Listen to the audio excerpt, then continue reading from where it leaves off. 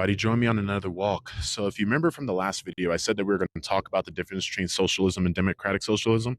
Well, here we are. Okay, so let's get into it real quick. People talk about democratic socialism and just plain socialism like they're the same thing. But if you've been following along in this series, you now know that there is a difference. It's kind of subtle, but it matters. Okay, socialism, in the broad sense, is the idea that the government or the people should control big stuff in the economy. I want you to think healthcare, energy, transportation, and education.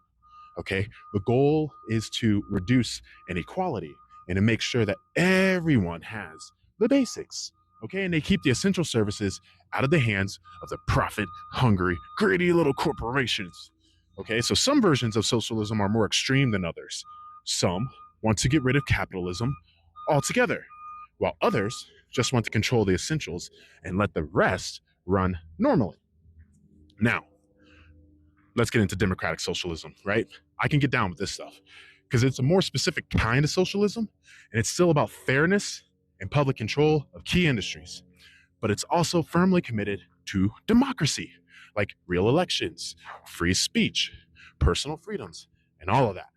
Okay, it's saying, yeah, we want a strong social programs and worker protections, but we're not trying to force it through a dictatorship.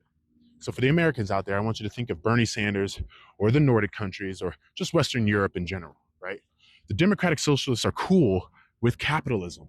Okay, they want it to exist, but they want to regulate it hard. And they want to make sure that it doesn't screw over the working people. So yeah, basically, socialism is the umbrella term, and it can include a lot of different versions. Okay, some democratic, some not.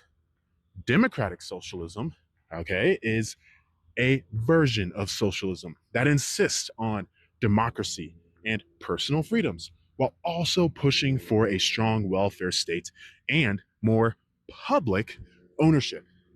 So you could think of it like this, okay? All democratic socialists are socialists, but not all socialists are democratic socialists. You remember that one from the Nazi versus fascism one? Go back and watch that if you haven't, okay? So it depends on how they want to get there and how much of the economy they want to change. Does that make sense? All right. So stop being so scared of the socialist word if you're American. Okay.